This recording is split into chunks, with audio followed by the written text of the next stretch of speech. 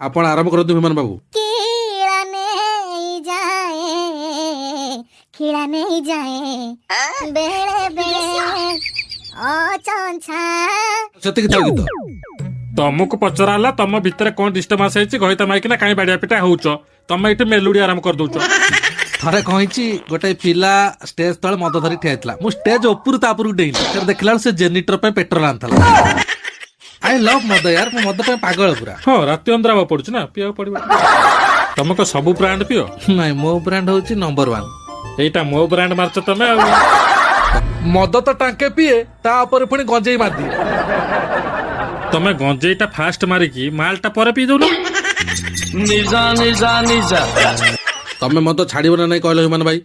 Actually ଏବେ ଗାଡିରେ 3ଟା ନା 4ଟା ନିପ୍ ପଡିଛି, ସେଇ ଗୋଟା ଭାବୁଛି ଲାଷ୍ଟ କରିକି ମଦ ଛାଡିଦେବି ଆଉ।